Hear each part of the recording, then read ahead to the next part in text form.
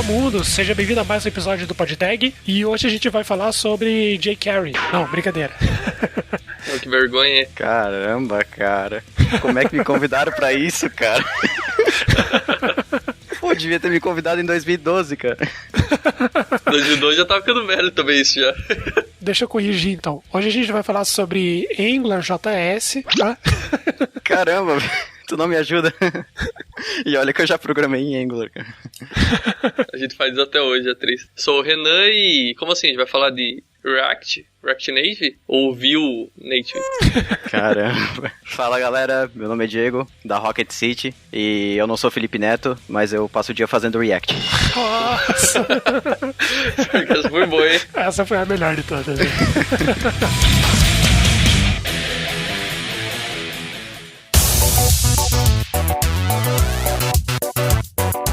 E é isso aí, ouvinte, mais um episódio do PodTag aí na sua timeline. Antes de começar essa pauta, não esqueça que o podcast foi trazido a você pela Impulso Network, que tem uma novidade muito bacana. A Impulso lançou o Academy. Olha aí que bacana. O que é o Academy? Se você é muito bom em alguma coisa, alguma tecnologia que você domina e quer compartilhar algum conteúdo, você pode fazer isso agora através da Academy e ganhar dinheiro por isso. Olha aí, vão ser lançados novos cursos totalmente curados pela equipe da Impulso. Então vão ser cursos de extrema qualidade feitos por profissionais, impulsers de toda a comunidade. Então a tua chance agora de ganhar um dinheirinho extra aí, que tá todo mundo precisando, ou se você quer se qualificar aí e ter o apoio de uma comunidade inteira envolvida naquele curso, aí a tua oportunidade é agora. Então acessa impulso.network ou clica aqui embaixo no nosso link de referrals. Olha só que chique. É mais uma oportunidade de você impulsionar sua carreira, né? Além das vagas remotas e da comunidade em si, você também pode aproveitar e melhorar a sua formação. Exatamente. É isso aí. E o bacana é que, assim, embora seja feito pela comunidade, há uma curadoria ali do tema para garantir que o conteúdo seja relevante, que o conteúdo seja bom. Então, é um conteúdo totalmente verificado pela Impulso. E o bacana é que, assim, você vai ter um conteúdo feito por alguém da Impulso e toda a comunidade da Impulso ali vai estar se colaborando. Enfim, vai ser muito bacana. Então, acessa lá que realmente você só tem a ganhar entrando nessa comunidade de forma gratuita. Vamos aplaudir! Uma novidade bacana também, pessoal, é que o Cashbox, né, que também nos apoia lá no aplicativo Cashbox, eles estão lançando agora o primeiro protótipo da gamification. Então, à medida que você vai usando o Cashbox, naturalmente, que você já está acostumado, você vai ganhando golds. E esse valor, à medida que você vai acumulando, você pode trocar por novas funcionalidades que vão ser desenvolvidas, ou inclusive por uma conta premium, né, com todas as funcionalidades. Enfim, e se você é podcaster, você também vai poder usar esses golds para ter um destaque ou participar de alguns eventos que o Cashbox está planejando aí, justamente para a podosfera brasileira. Então o Cashbox está chegando aqui no Brasil para apoiar mesmo, incentivar essa comunidade. Eles estão olhando com muito carinho agora para os resultados da Podpesquisa, que foram divulgados agora recentemente. Então tem muito insight que eles estão tirando, eles estão validando conosco. Então, assim, baixa o Cashbox, ele é gratuito lá, tanto para Android quanto para iOS, e vai ouvir o PodTag nesse conteúdo show de bola aí que é o Cashbox. E você ouvindo pelo Cashbox também é uma forma de apoio ao PodTag, porque nós somos embaixadores oficiais do Cashbox. E desde o começo eles nos apoiam, tanto para divulgar quanto para distribuir o nosso conteúdo. Então confere lá que vale a pena, show de bola. Quando nem as nossas mães ouviam o PodTag, eles já estavam escutando e apoiando. É verdade, minha mãe ainda não escuta, né? Mas muito bacana, pessoal, Cashbox aí, a gente agradecer, porque se esse conteúdo tá chegando aí agora, se você está ouvindo esse conteúdo agora é por causa do Cashbox, porque os nossos arquivos ficam hospedados lá, então o PodTag só chega aí na sua timeline graças ao Cashbox, então vai conhecer agora esse aplicativo aí que é maneiraço. E antes do podcast do evento da semana, eu queria convidar você a apoiar o nosso projeto. A partir de R$5 você pode apoiar o PodTag, nós estamos com vários planejamentos, então você pode apoiar através do PicPay ou do apoia.se. Você vai ter conteúdos chegando aí mais cedo, e então você vai ser notificado de temas que nós estamos gravando e tudo mais, e você também tem um agradecimento aqui nos recados da semana. Então vai lá, picpay.me/podtag ou apoia.se/podtag. E se você não quiser ouvir os recados e e-mails dessa semana, você pode pular diretamente para 10 minutos e 31 requests. Vamos lá para o evento da semana. O evento da semana é um evento muito especial. Não é de Halloween, mas ele é laranja. É o Hackathon Batalha de Dados do Itaú, que é basicamente, vou ler a descrição aqui, ó, bonitinha como tá no site. A Batalha de Dados do Itaú é um hackathon de dados para entusiastas, que assim como nós gostamos de resolver problemas com Analytics. Se você tem interesse nessa área de análise de dados, se você é um engenheiro de dados, cientista de dados, user experience, design, social tech, o que você quiser, se inscreve lá, link na descrição. A inscrição se encerra no dia 11 de novembro, então fique ligado com isso, se inscreva, participe, e o hackathon acontece dia 8 de dezembro. E, cara, até os prêmios são bacanas. Primeiro lugar, viagem para os Estados Unidos, segundo lugar, um MacBook Air. Quem não quer isso? Tô me inscrevendo aqui, cara. Vai ficar de fora? Sensacional, cara. Esse evento vai ser muito bacana, cara. Muito legal mesmo. E aproveitando falar de evento, mais um evento que vai acontecer aí, que a gente tá apoiando, vai acontecer aqui em Curitiba, é o Agile Curitiba, que vai acontecer no dia 10 de novembro, tá chegando, então se você ainda não reservou sua vaga, não esquece de acessar agile.curitiba.br, garanta teu lugar lá, e vão ser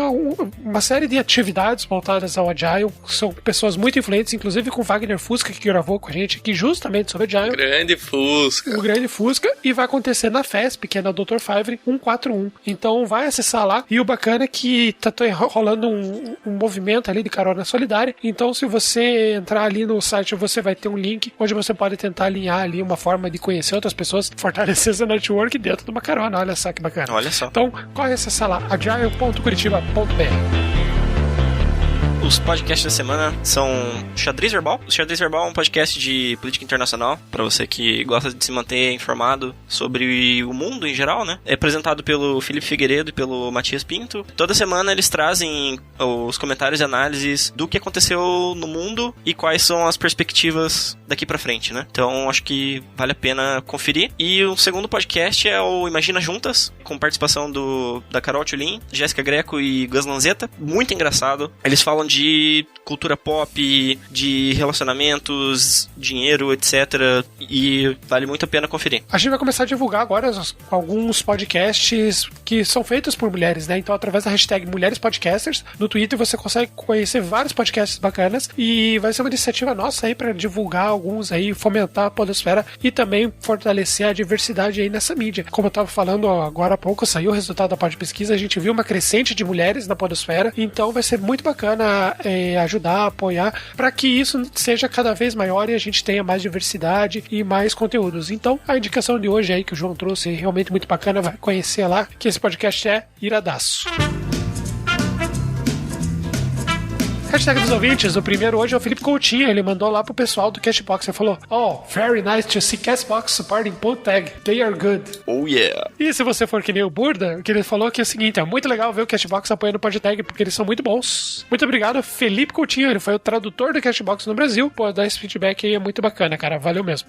Frankston Lins, episódio sobre imigração, como fazer para imigrar, que nós conversamos lá com o Everton, novo host. Parabéns pelo episódio, ainda não saí do Brasil, mas está nos planos e as dicas foram muito valiosas. Obrigado por compartilhar o conhecimento e a experiência de vocês. Obrigado pelo seu feedback. Espero que nosso podcast aí seja um fator sempre decisivo aí na sua vida, que a gente possa dar conselhos bacanas para vocês. O Elton Gevicas, que gravou com a gente, falou bem assim: sobre responder no Stack Overflow, só um adendo, você precisa pontuar antes de começar a responder. Realmente, para você poder acrescentar conteúdo, primeiro você tem que comentar, né? Então você pode colaborar primeiro escrevendo a tua resposta, né? Mas você precisa dar um up, enfim, fazer alguma forma de você atingir pelo menos os passos básicos, né? Que é uma validação para ver se você realmente tem um perfil verdadeiro para começar a colaborar, né? Então realmente vale a correção aí. O Ivo Soares também sobre o episódio de migrar. Galera, parabéns pelo último episódio, ficou muito bom. Everton, me identifiquei na parte que você fala que começou como empacotador, porque eu também comecei como empacotador. Meu primeiro emprego assinado na carteira. E hoje eu sou um programador front-end. Ivo, eu sinto muito que tenha acontecido isso com você.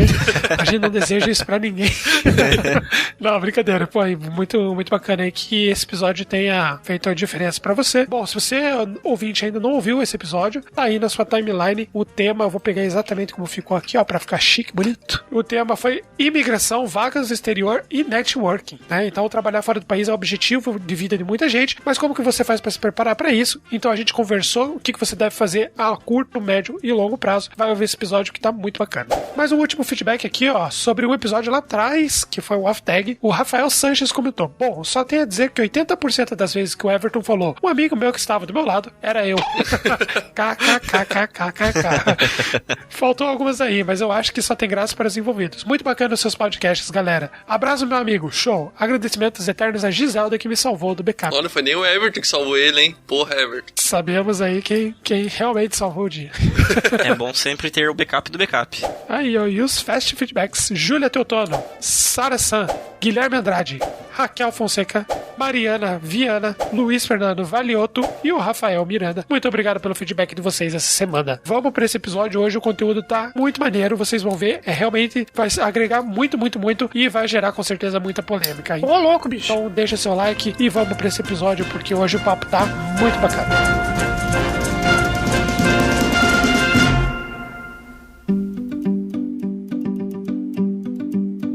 Antes da gente entrar no assunto React Native, tirando a brincadeira da introdução, hoje a gente vai falar sobre essa tecnologia bacana aí de desenvolvimento híbrido com JavaScript, né? Mas antes da gente entrar na pauta, eu queria que você se apresentasse um pouco aí, contasse o que você faz, o que é a Rocket City também, pra gente poder entrar nesse assunto aí. Show. Então, como eu já falei, meu nome é Diego. Envolvendo programação, assim, eu já tô mais ou menos uns 8 anos em programação. Comecei novinho, com 15 anos, né? Fazendo curso técnico. E aí eu conheci lá na época Pascal e, cara, eu falei, meu Deus, é isso que eu quero fazer. E olha que era Pascal, né? Eu nem tinha chego nem no Angular ainda, nem no jQuery.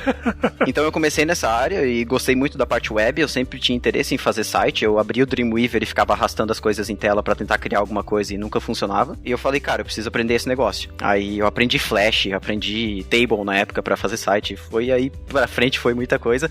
Entrei numa agência digital, comecei a trabalhar com JavaScript, PHP, WordPress, Magento, e aí foi, saí, comecei com Ionic, programei um ano em Ionic, daí AngularJS, né, que na época o Ionic ele usava AngularJS, que é a primeira versão do Angular, e aí comecei com Laravel para um PHP, aprendi um pouco de Vue, e aí eu caí no mundo do React Native, mais ou menos final de 2015, e daí pra frente eu não larguei mais a stack React Native, e mudei aos poucos o PHP pro Node, pra ficar uma stack que a gente chama lá na Rocket City de OmniStack, que é uma stack basicamente utilizando apenas JavaScript. A Rocket City, pra quem não conhece, que é hoje a empresa que eu e meus dois outros sócios, o Clayton e o Robson, montamos em maio do ano passado, é basicamente uma plataforma de educação voltada para programadores. A gente tenta trazer uma essência um pouco diferente das outras plataformas de educação, que é tentar tirar aquela coisa do programador de jogar 1000 tecnologias na frente dele, tipo fazer curso de Vue, Angular, React e tudo mais, e deixar que o cara decida. Não, a gente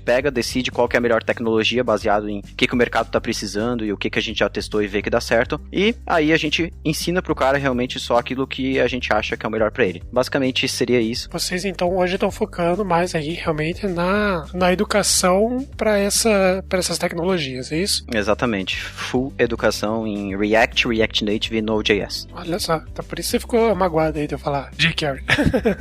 Não, que isso. jQuery tá sempre no meu coração. Ó, se não fosse jQuery, hein? Onde que estaríamos? Com certeza, cara. O jQuery foi o estopim, cara, pra começar essa era do JavaScript moderno. Olha aí, que orgulho falar disso.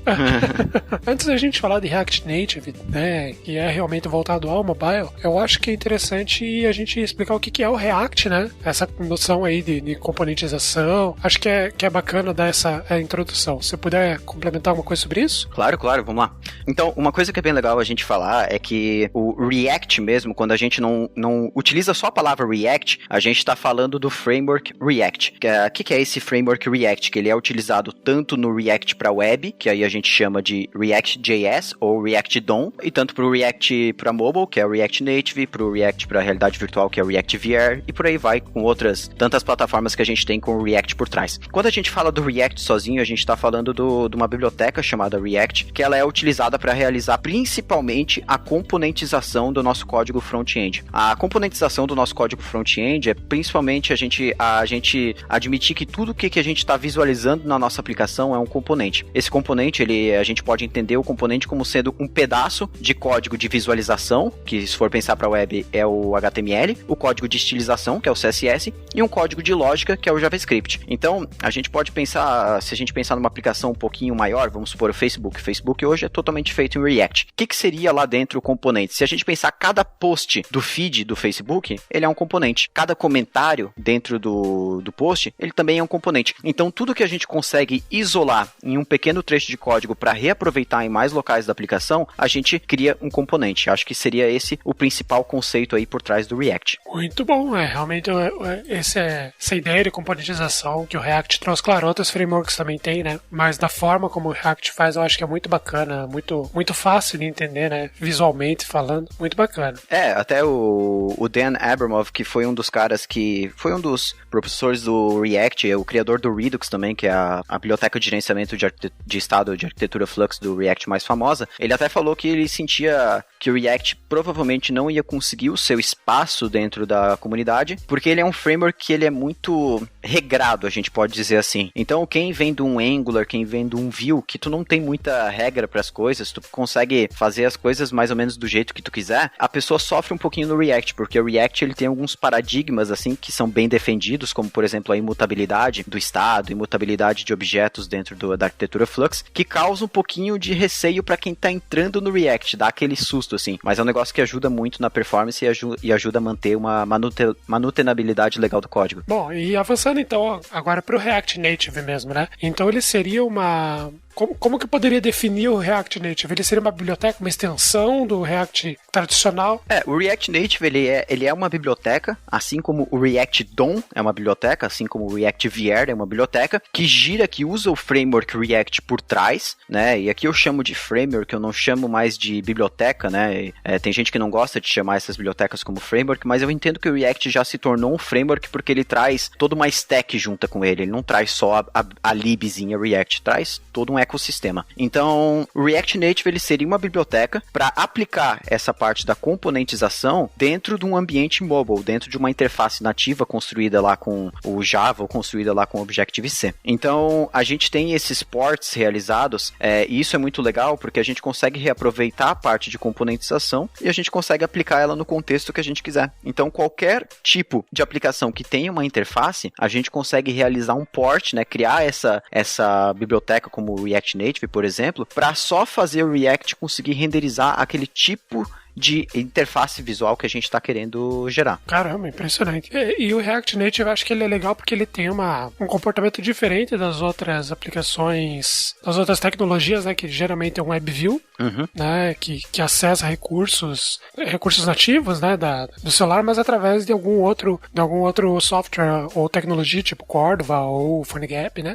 Mas até queria que você comentasse um pouquinho sobre isso, o fato do React Native realmente compilar em nativo. Acho que você puder explicar melhor como que funciona esse processo? Beleza, tem dois grandes mitos aí em cima do React Native, né? Algumas pessoas que estão começando ainda comparam muito o React Native com o Ionic, achando que o React Native produz aquela WebView, e não é dessa forma. A gente tem lá no Ionic, por exemplo, uma arquitetura onde você produz um código HTML, JavaScript e CSS, dentro do seu celular nada mais além do que... não está rodando nada mais do que um browser, né? Um Chrome, por exemplo, e ali dentro ele não tem a interface do navegador, fica só aquela view em branca e ali dentro daí tu faz o que tu quiser com HTML, JS, CSS. No React Native isso é um pouquinho diferente. Como eu falei, a gente tem a lib do React rodando ali numa thread JavaScript e o React Native, ele embute dentro do nosso sistema, injeta dentro do nosso código em Objective-C e Java, que a gente não precisa mexer em código Java e Objective-C, mas ele injeta uma dependência chamada JavaScript Core. Esse JavaScript Core, ele é uma biblioteca nativa feita para o nosso dispositivo nativo entender código JavaScript.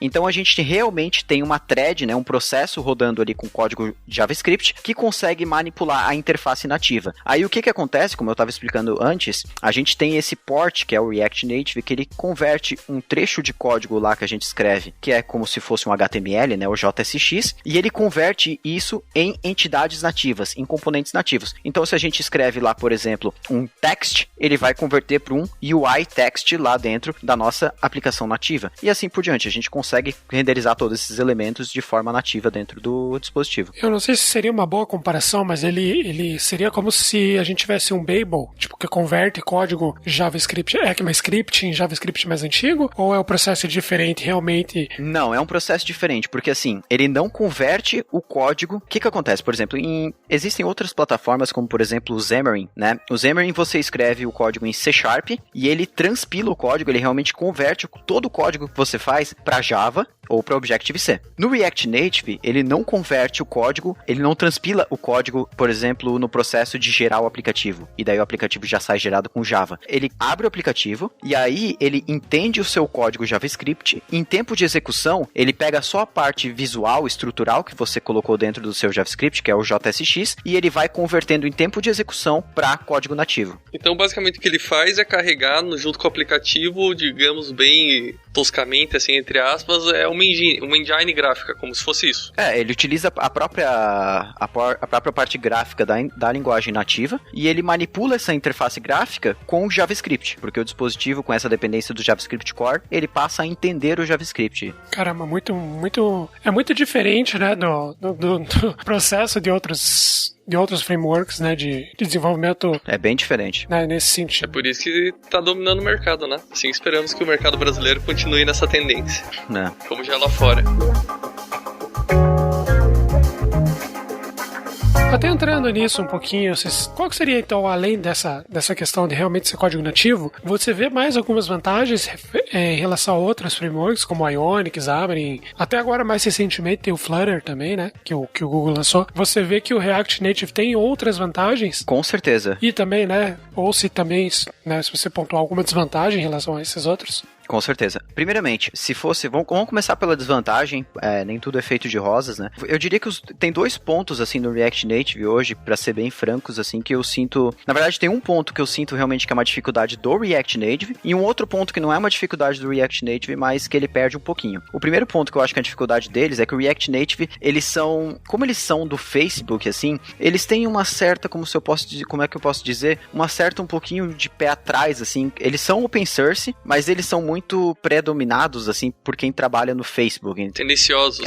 Eles são um pouco assim, tipo, beleza, é open source, mas se tu der uma pull request aqui, a gente vai, tipo, mesmo que a comunidade aprove muito, a gente ainda vai ter a nossa decisão, sabe? E o que acaba acontecendo muitas vezes no React Native é uma versão sair com algum errinho na inicialização do projeto, ou algum errinho bobo, assim, que, cara, é muito bobo, assim, não tem por que ter saído, sabe? Então, às vezes, por exemplo, essa última versão 0.57 saiu com um problema na inicialização, assim, que tava, todo mundo falando sobre isso, que tinha que instalar um pacote a mais, que tipo, nunca aconteceu, sabe? Por que aconteceu isso agora? Então eu acho que isso é um problema, assim, que, cara, é um pouco chato, assim, do React Native, mas, cara, eles estão na versão também 0.57, assim, então, tipo, a gente tá esperando que isso, logo que chegasse numa versão legal, bem estável, não aconteça mais, né? Eu ia fazer um adendo nessa questão, que eu já sofri um pouquinho com o React Native, que acho que eu fiz um aplicativo, acho que na 0.54, que eu sei que pra frente eles depreciaram um monte de coisa já, porque justamente nessa evolução muito rápida do projeto ainda, né? Ele lança muito rápido. O React Native tá avançando muito rápido, avançando bem rápido mesmo. Então, quando você leva um projeto comercial de alto nível, assim, é uma coisa a se pensar, né?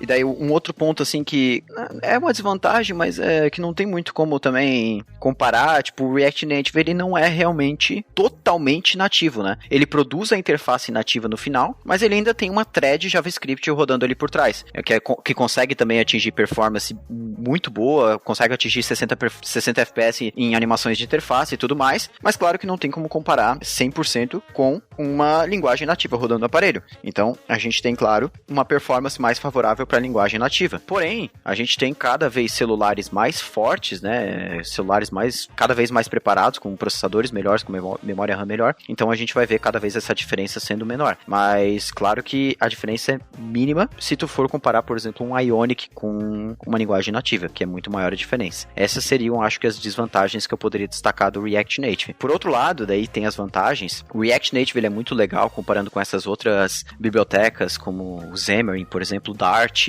o Flutter, desculpa, que utiliza Dart, que no React Native tu consegue reaproveitar uma boa base de conhecimento e também parte da tua code base com o React para web, certo? Então, provavelmente se você está fazendo um projeto mobile, a chance de você ter um projeto web, talvez com o mesmo funcionamento, ou desenvolvedores trabalhando tanto em projetos mobile como projetos web, é grande. Então, o React Native você compartilha essa base de conhecimento. E claro, você está utilizando o JavaScript em tudo. Então, a chance de você ter isso para empresas é excelente, assim. A gente teve, não vou falar o nome, mas já teve várias empresas grandes, assim, que vieram atrás da gente, que estão trocando a stack deles para totalmente JavaScript. E isso é também um dos pontos a levar em conta na hora de escolher o React Native. Claro, com todos os outros benefícios deles, esse seria o menor ponto a se levar, mas o pessoal ainda também procura, porque, cara, compartilhar o React com a web, por exemplo, React Native para o mobile, e ainda poder utilizar um Node.js, por exemplo, no back-end para tu utilizar JavaScript, é um ponto que para a empresa é muito bom. Realmente, você exige uma skill única, né? Claro, tem gente que vai ser focada em front, vai ter gente focada em back-end, né? Mas, de modo geral, tá todo mundo falando a mesma a mesma língua ali, né? Exatamente. Tá todo mundo entendendo e passando por dificuldades muito semelhantes. Então, realmente, esse é um ponto muito, muito bacana do React Native, né? E só que uma dúvida que eu tenho e também alguns ouvintes mandaram, que é em relação ao desempenho que tem entre o tempo de desenvolvimento e o tempo de execução. Que durante o desenvolvimento ele apresenta ali uma performance ok, principalmente se estiver usando um emulador direto do computador, né? E quando você coloca em produção e gera o código no final, ele acaba perdendo um pouco dessa performance. Como que você vê isso daí? Assim, nos aplicativos que eu desenvolvi eu não consegui enxergar isso aí com todas as letras, assim, mas existem muitas e muitas, como a gente está rodando a produção da interface numa thread JavaScript, existem muitas ferramentas para a gente fazer o profiling dessa thread e entender exatamente onde que estão os gargalos. Então o próprio React Native, ele vem com uma ferramenta embutida e o pessoal utiliza pouco essas ferramentas, que uma delas se chama, por exemplo, JS Perf Tool, que ele faz basicamente um profiling da tua aplicação, como se fosse abrir aquela aba Network do navegador, nas ferramentas de desenvolvedor, e ele fala exatamente onde que estão os gargalos. Então, cara, esse teu componente aqui tá demorando muito para renderizar. E aí no próprio site do React Native, ele tem assim como se fossem os gargalos mais conhecidos, assim, que são basicamente, geralmente é meio que cagada do desenvolvedor, assim, mas não é cagada porque ele fez cagada porque ele quer, mas é porque o JavaScript em si, ele dá muita oportunidade para tu fazer o que tu quiser. Então, a pessoa pode fazer, por exemplo, eu quero, por exemplo, atualizar alguma coisa em tempo real, a pessoa pode fazer, se ela quiser, um set interval e ficar consumindo uma API a cada 500 milissegundos. O JavaScript te libera isso para tu fazer como tu quiser. Então, é mais mesmo ter que cuidar com as coisas que tu faz. Porque quando tu tá rodando no emulador ou no simulador offline, a performance é mais alta, porque ela, principalmente no iOS, porque ele tende a usar o processamento da tua máquina para rodar o aplicativo. Cara, a tua máquina é muito forte. Então, quando tu leva para um celular, o celular tem um processamento menor. Então, por isso que é muito legal ficar de olho nessa parte de performance também. Entendi. Mudar o estilo com que você constrói tua aplicação pode refletir positivamente na performance, então. Totalmente. Tem muita coisa que, cara, às vezes tu troca ali um nomezinho, é uma outra coisa que vai produzir de resultado. Isso é que nem o pessoal que não faz paginação. É, tipo isso aí. Daí no local funciona muito rápido e quando bota online... 3 dias renderizando uma lista. Eu já fiz isso na vida. Ainda bem que era teste só. Eu não queria falar, mas eu fiz também já. Eu não vou falar quem, assim, mas lá na empresa, quando a gente começou também, a gente tinha um sistema que, tipo, anotava qual era o nome, e-mail e quem tava fazendo os cursos gratuitos da Rocket, né? E quando chegou mais ou menos em 20 mil pessoas, isso não tinha paginação. Chegou em 20 mil pessoas, assim, a gente abriu o select, a gente abria a página e na verdade a gente não podia abrir aquela página, porque se a gente abrisse aquela página, caía o servidor. Então a gente, tipo, ficava cuidando pra nunca abrir aquela página. Daí às vezes alguém clicava sem querer e já começava, né? Meu Deus, restarta. Acontece com todo aprendizado, isso é engraçado. Ah, não, o desenvolvedor que nunca fez uma dessa aí. E busca no banco ainda select all from... Com certeza. Faz todas as colunas.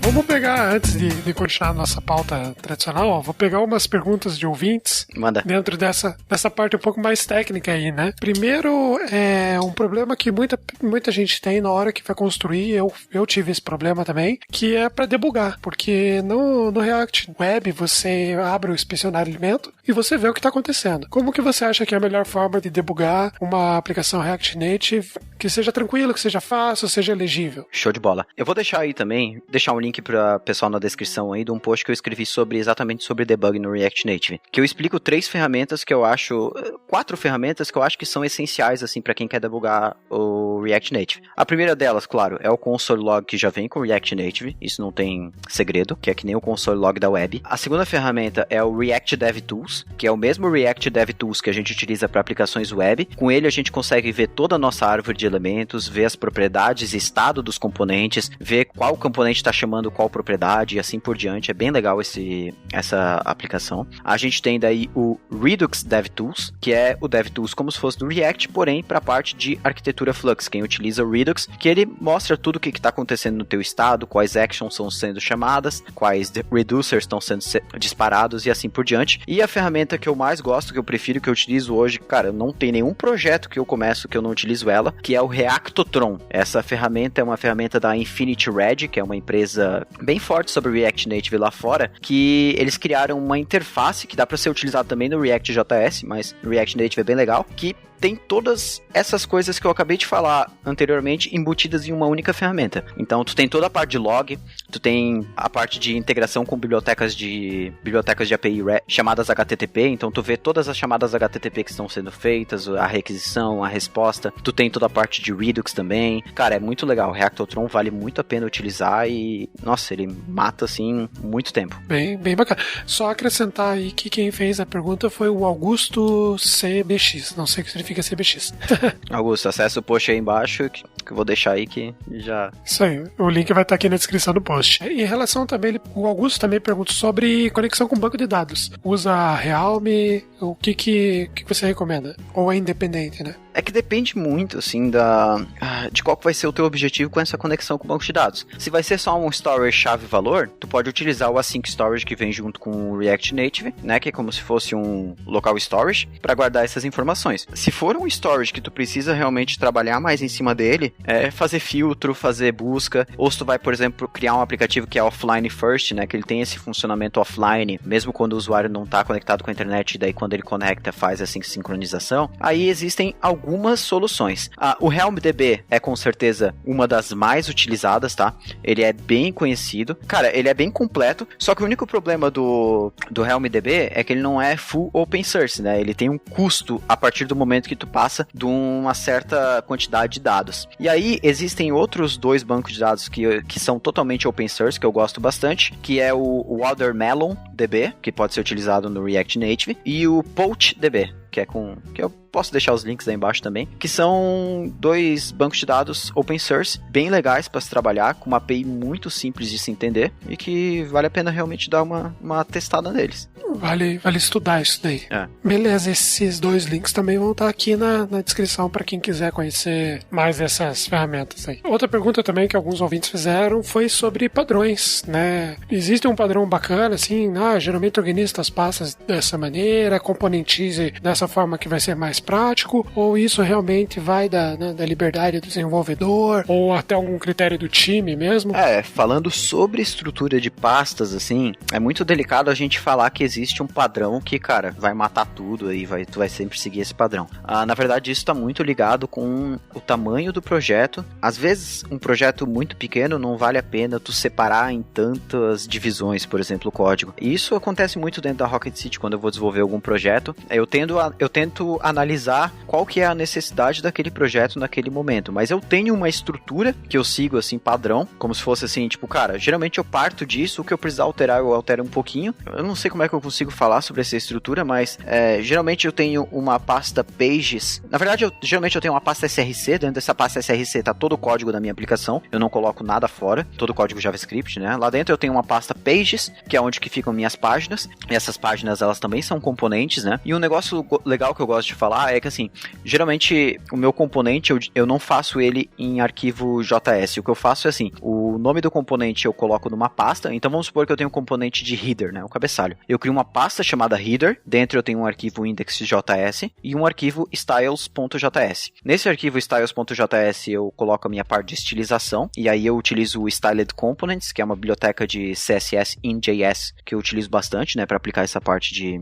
estilização. E aí nesse index.js está o código estrutural da minha aplicação, que é a parte do JSX ali e da lógica junto com o JavaScript. E aí, fora essa pasta pages, eu tenho pasta também components, que seriam componentes globais ou que não estão alocados diretamente dentro de uma página. Eu teria também uma pasta chamada services, que eu configuro todos os tipos de serviços de conexão remota, então API, se eu vou utilizar, sei lá, GraphQL, se eu vou utilizar um banco de dados como Watermelon, tudo mais, vai estar ali dentro, nessa pasta services. Eu tenho uma pasta styles também. Essa pasta styles eu coloco toda a parte de, meio como se fosse assim, estilização do tema da minha aplicação, então é uma coisa que eu gosto bastante de fazer, porque essa coisa de tu ficar repetindo, por exemplo, a mesma cor em vários locais, vamos supor que o teu cliente ou você quer trocar essa cor em algum momento, você tem que ir arquivo por arquivo. Então o que eu faço é definir uma pasta styles que tem as principais variáveis que eu vou utilizar ali na minha estilização. Daí eu tenho a minha pasta store, que é onde que eu coloco todo o código do Redux. Mas tem todos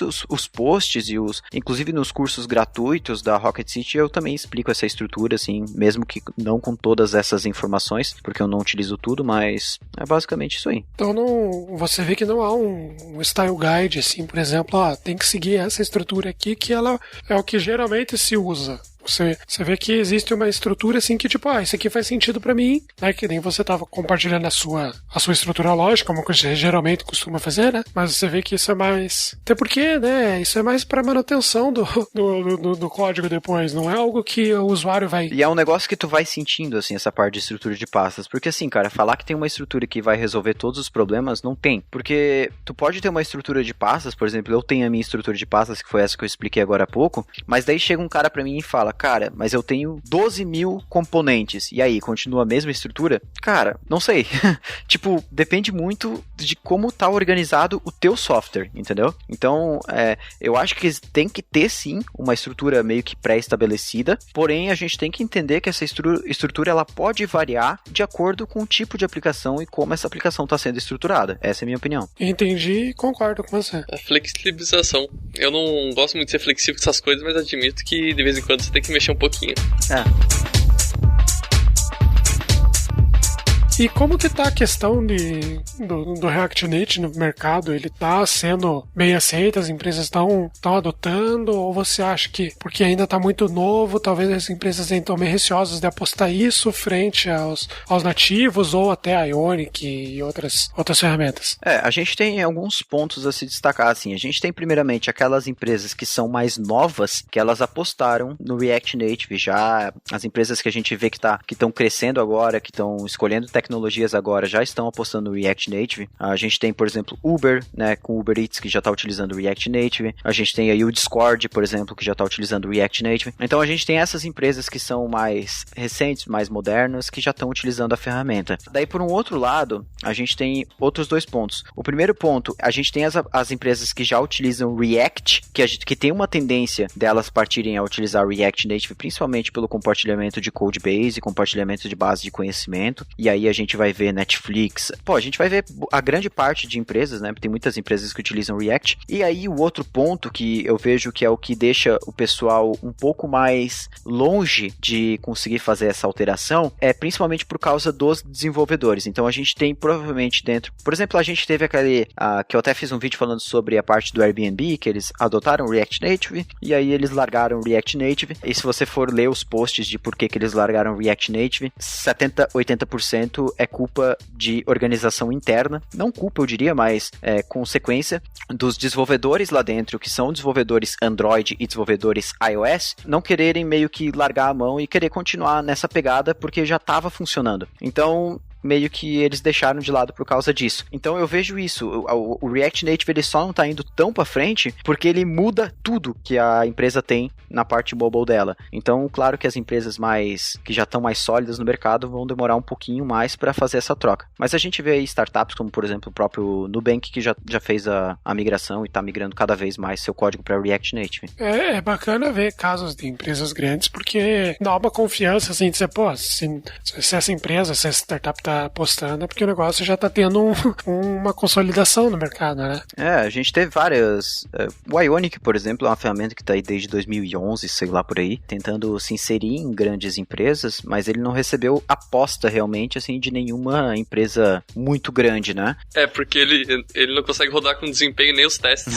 A Ionic é sofrível na parte de velocidade, cara. Eu programei Ionic e eu gostei bastante do Ionic, assim, mas realmente quem programa com ele mais tempo, assim, começa a perceber esses problemas. Talvez quem programa há pouco tempo com ele não percebe, assim, porque, como eu falei, a gente tem cada vez celular mais forte e aí por aí vai. Então, é difícil e o React Native tá fazendo esse papel bem de uma nova tecnologia que muda tanto o padrão de como as coisas são feitas se inserir no mercado. E o React Native tá conseguindo fazer isso. E eu acho muito legal isso e eu devo isso, eu acho que principalmente ao grande suporte que o Facebook tem por trás, né? Eles assumirem a tecnologia e falar, cara, a gente tá utilizando já em produção no Facebook e no Instagram em alguns recursos e tá indo muito bem. Então isso eu acho que começa a dar aquele ar de tipo, cara, velho, tá cada vez mais gente utilizando a tecnologia, por que eu não vou tentar utilizar, né? Eu acho que até agora o React Native foi o que fez o melhor papel nesse caso. E uma das questões que fica nessa questão de esse novo paradigma, digamos assim, que eles estão implementando, e eu concordo com isso, é uma tendência e até o Google tá indo pra esse lado agora, né? Essa questão de...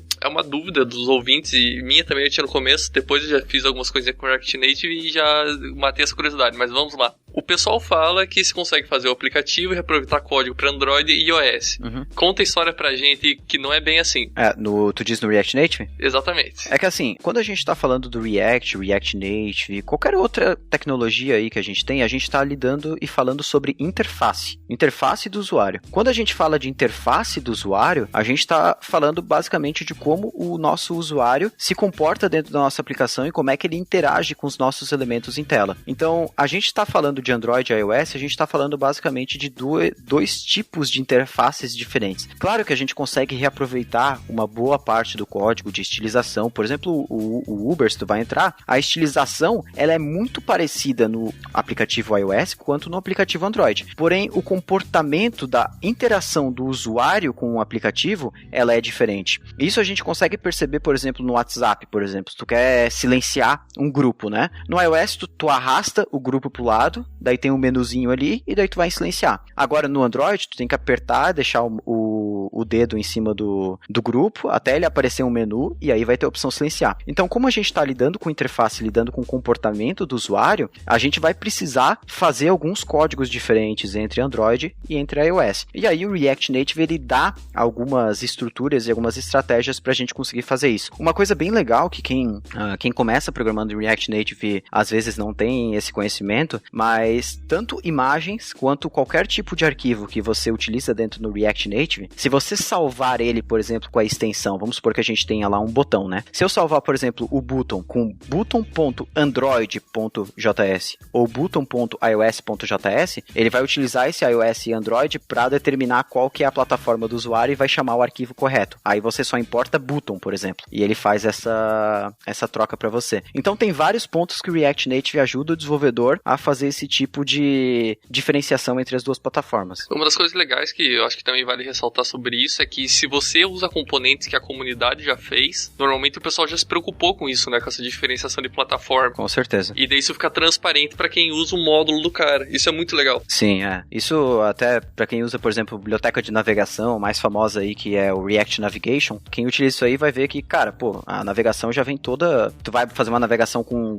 tabs lá, com abas, você vai ver que no Android a aba fica em cima, no iOS a aba fica embaixo, no iOS tem ícone, no Android não tem. Tem toda aquela parte, no Android tá com Material Design, no iOS tá com aquele design mais flat. Então, isso aí é bem legal, utilizar esses componentes prontos da comunidade agrega bastante. E já puxando agora o assunto comunidade aí, o que você acha da comunidade do React, de modo geral, assim, a qualidade dos componentes que o pessoal disponibiliza, projetos? Cara, o que eu gosto da comunidade do React é que a gente tem um histórico das grandes empresas abraçarem muitos projetos open source. Então, a gente teve aí, inclusive enquanto que o Airbnb estava muito forte no React Native, cara, eles abraçaram alguns projetos aí, como por exemplo o React Native Maps, o Lot do Airbnb, que é para fazer animação, que hoje eles repassaram esses projetos para um repositório que é como se fosse um repositório mantido pela comunidade e apenas pela comunidade, e são projetos que continuam funcionando muito bem. Eu tenho poucos problemas, assim, com projetos da comunidade. Eu gosto bastante, assim,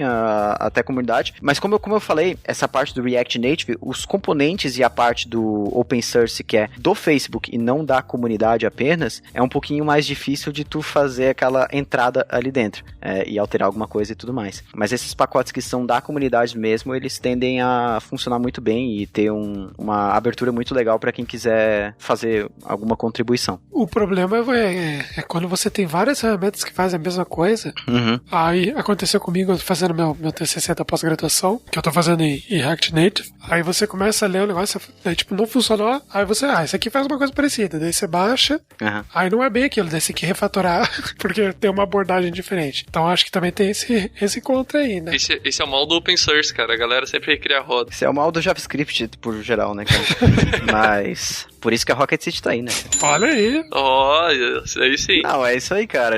Mas é isso que a gente quer fazer mesmo, cara. A gente entende que é isso que o programador mais dói, sabe? Tipo, cara, os três sócios são programadores. Então, cara, todo mundo já foi lá no Google e digitou Date Picker JavaScript e veio 63 alternativas de Date Picker com jQuery, outra com jQuery Y, outra com qualquer outra coisa. Então, cara, velho, a gente tem que entender o que é a melhor ferramenta e passar pro nosso aluno, passar pro cara que tá lendo nosso blog, passar pro cara que tá fazendo um curso gratuito, a melhor delas, cara. Não é a que a gente testou a primeira, né? Que saudade dessa época. Que saudade.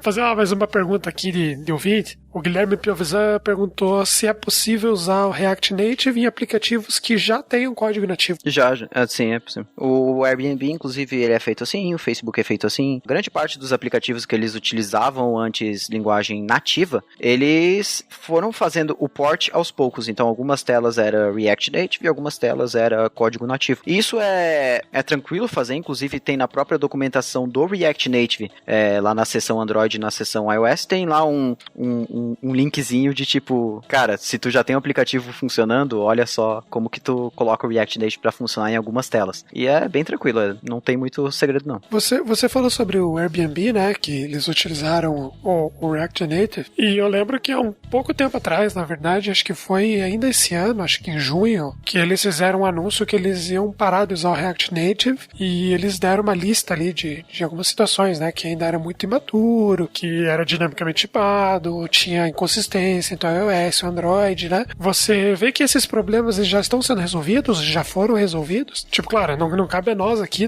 num podcast falar o futuro tecnologia da Airbnb, né? Mas você acha que, tipo, hoje, se fosse pra eles adotarem agora, esses problemas já teriam sido solucionados? Assim, cara, é que o Airbnb é um projeto delicado, como eu tava falando antes sobre eles. Eles são uma empresa que já tinha um projeto de praticamente 3.000 telas, então quem acha que o Airbnb é um aplicativo que só tem a tela de listar o hotel e visualizar o hotel, tá errado. São 3.000 telas, basicamente, e eles estavam migrando algumas telas para React Native. React Native é relativamente uma tecnologia recente, né? A gente tem ela aí basicamente quente no mercado há mais ou menos 2 anos e meio, e não tem como tu esperar uma maturidade dessa tecnologia da mesma forma que tu tem lá no Java, ou no Objective-C, ou no Swift, que são tecnologias, são linguagens que já tem aí um background gigantesco. Mas eu acho que nesse caso do Airbnb, o buraco ele é um pouco mais embaixo, assim, o problema deles, como eu falei antes, não foi só a falta de maturidade do React Native, mas foi um problema de organização de time geral. Eles tinham muitos desenvolvedores Android, muitos desenvolvedores iOS e alguns desenvolvedores React Native que tomavam conta dessa parte das telas feitas com React Native. Aí eles tinham que tomar uma decisão em algum momento, beleza, vamos trocar tudo para React Native ou vamos manter Android e iOS nativo do jeito que a gente estava utilizando. Aí essa segunda opção gritou um pouco mais alto e para eles foi a solução. Claro que o React Native ainda tem os seus problemas, e nem todos deles já estão resolvidos desde que aconteceu essa parte da Airbnb, mas, cara, para quem tá iniciando um novo projeto agora, é muito provável que essa pessoa acompanhe o desenvolvimento do React Native e as suas atualizações. Então, para quem tá começando um projeto agora, cara, é bem provável que quando essa pessoa for precisar de alguma coisa que o React Native ainda tá fraco agora, isso já tenha saído, porque vai levar todo o tempo de desenvolvimento. Essa é a minha opinião. Bom, a ferramenta ela não está totalmente consolidada, mas a gente sabe que ela está avançando, né? Então acho que as empresas podem começar a adotar já em aplicativos menores, talvez uma solução um pouco mais simples, né? Que até esperar a ferramenta consolidar realmente, né? Não é que a ferramenta não tem poder, ela é extremamente poderosa, só que quem está usando ela tem que estar disposto a de vez em quando caçar um beat ou ficar vendo comunidade como ganhar um desempenho em certa coisa. Essa é a questão só. É que assim, acho que nenhuma empresa, por exemplo, que tá ouvindo a gente hoje aqui é do tamanho do Airbnb, mas empresas menores, cara, é porque o Airbnb, cara, 3.000 telas, eles têm que ter uma performance, por exemplo, excelente. Então, eles estavam correndo atrás de fazer a comunidade crescer, de aplicar e contribuir open source com o React Native, pra melhorar isso aí, entendeu? Então, é mais uma coisa que eles precisam ter dentro da empresa, trabalhando e funcionando, pra conseguir fazer a ferramenta própria deles funcionar. E para eles, isso não foi uma experiência legal em questão de organização da empresa. Mas o React Native, até como o Renan falou, ele já é uma ferramenta muito poderosa. Por isso que a gente vê aí aplicações, a gente vê empresas e aplicações gigantes já utilizando o React Native. Agora tem alguns problemas muito específicos que a gente vai ter que esperar a comunidade estar mais formalizada. E faz todo o sentido. Na verdade, isso é praticamente para todas as tecnologias novas, né? É claro, sempre tem o risco de dar alguma coisa errada, mas se você tem pessoal qualificado, o pessoal vai tentar buscar uma solução para contornar aquele problema, né?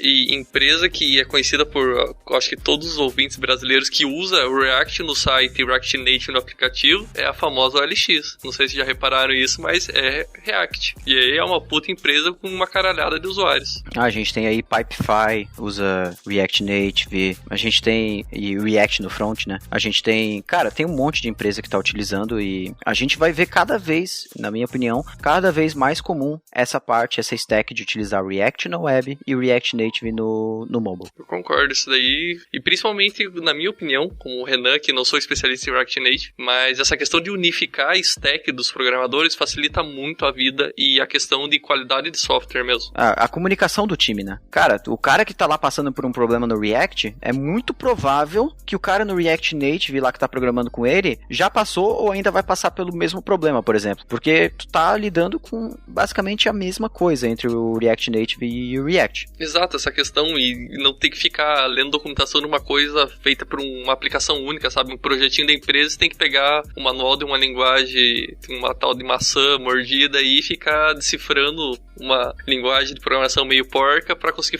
resolver as coisas, sabe? Conseguir resolver o problema. Essa unificação, na minha opinião, é magnífica e é o futuro. Isso é algo que realmente já fazia tempo que muitas tecnologias tentaram isso daí. Até, voltando à brincadeira da introdução, até o próprio jQuery, né? Vocês lembram que tinha a opção do jQuery Mobile, né? Ou Mobile, não sei. Que era voltado justamente para uma navegação nesse sentido. Eu queria só puxar uma comparação aqui. Eu, particularmente, gosto muito das PWAs, né? Sem a necessidade de instalar. Você vê que o React Native, ele pode alcançar uma performance, eu não sei qual que é o peso de uma aplicação pequena, né? Que faça operações simples como uma PWA faz. Você acha, assim, que consolida o suficiente para matar essa nova onda da PWA? Ou vai ter mercado para as duas? Como que você vê isso daí? Eu acho que a terceira opção, eu acho que o React Native e o PWA, eles não compartilham do mesmo tipo de mercado. Assim, falando só de PWA antes e depois da comparação do PWA com o React Native. PWA é muito legal, inclusive na própria Rocket City a gente explica React Native e a gente fala sobre PWA também, porque a gente entende que, cara, as duas tecnologias vão ter o seu espaço. E o PWA é muito legal, cara, porque ele te dá essa forma fácil e rápida de tu ter uma aplicação web e conseguir converter ela num aplicativo de uma forma muito legal. E esse eu vejo como o principal caso de uso do PWA. Cara, eu tenho ali um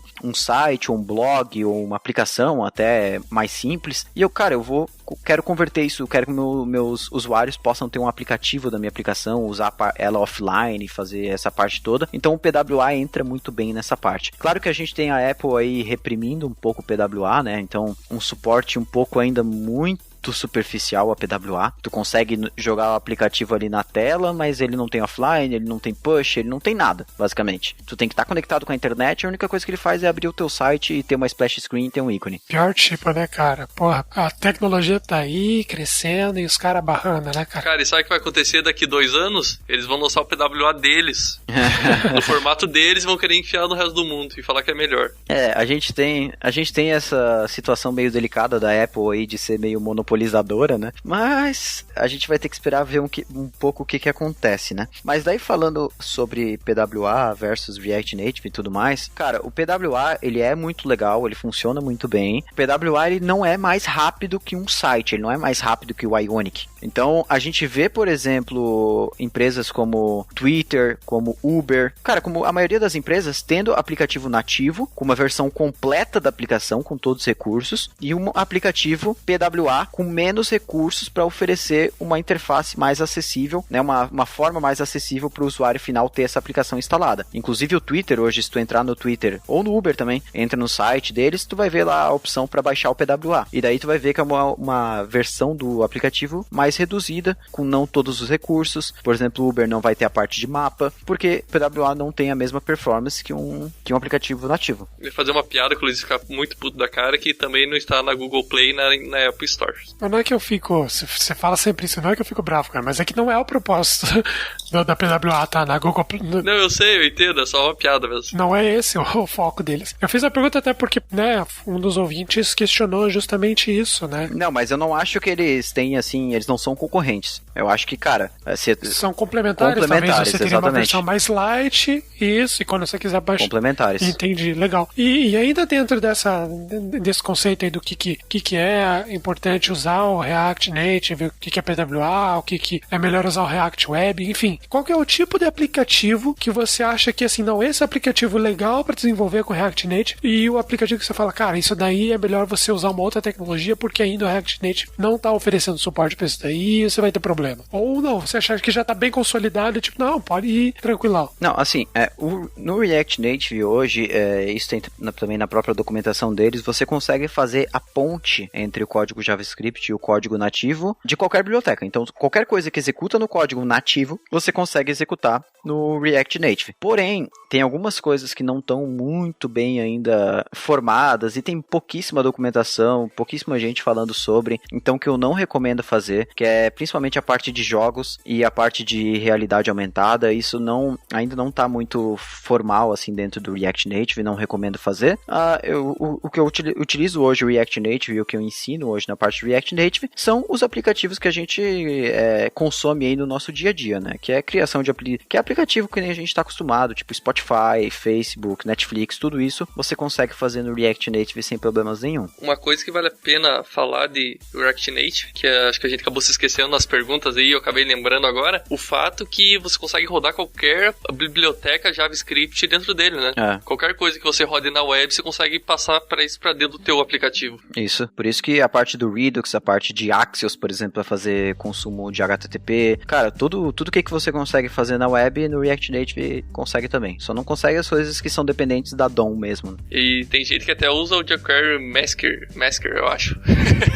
Cara, já vi isso. Tem gente que usa o jQuery só pra fazer requisição Ajax dentro do React Native. jQuery nunca vai morrer, cara. Nunca, jamais. O pessoal vai colocar ele das coisas, cara. Você nem vai ver.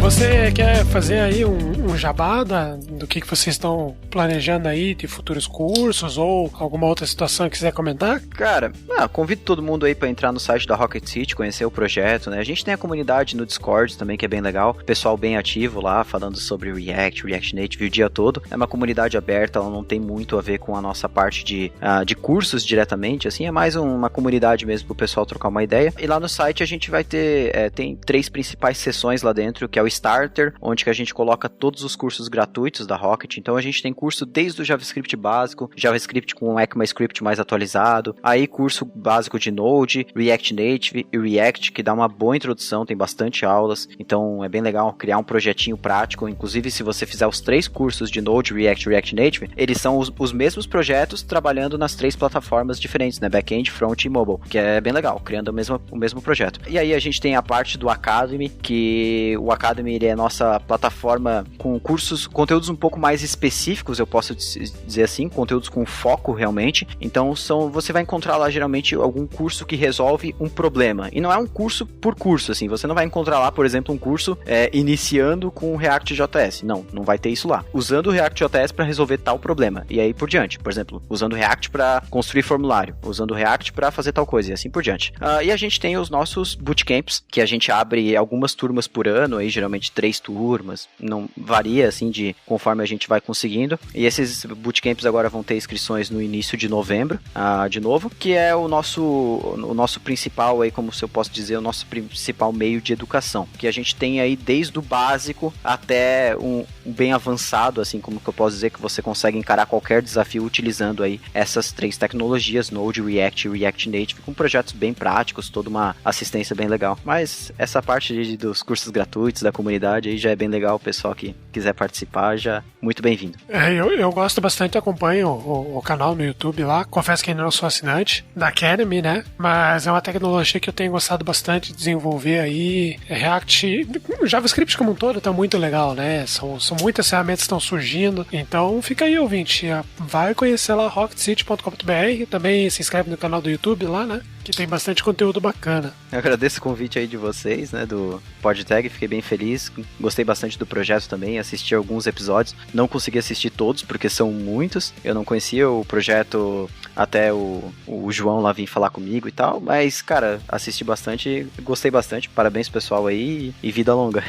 É isso aí, eu agradeço você por esse tempo que você dedicou para falar com a gente, aí muito bacana. Essa era uma tecnologia que já fazia tempo que a gente queria falar, o pessoal pede bastante, e ter no nosso podcast alguém tão influente aí na comunidade é muito bacana, muito gratificante pra gente. E mais uma vez eu convido aí o ouvinte a conhecer essa ferramenta maravilhosa, incrível, muito bem consolidada, que é o jQuery, né? Pior que você pode usar dentro do React Native, então tá valendo, né? Dá pra usar. Quem é amante do jQuery pode usar lá dentro. É isso aí, eu também agradecendo o seu tempo, a gente sabe que é difícil tirar um tempinho pra participar do podcast. Muito obrigado por compartilhar essa experiência toda com o React Native, que a gente acaba utilizando nos tempos vagos ou em projetos e nunca teve uma pessoa com tanta representatividade e autoridade pra falar do assunto. Muito obrigado. Legal, cara, fico bem feliz. E você ouvinte, não deixe de acompanhar a Rocket City nas redes sociais, também curta o nosso podcast, entra na nossa comunidade no Slack, entra no nosso grupo no Facebook, curta nas redes sociais, deixa o seu like aqui no Castbox, nosso aplicativo, cujo nosso time é embaixador. E é isso aí, vamos codar aplicativos super bacanas. Tag abraços, até o próximo episódio. Valeu.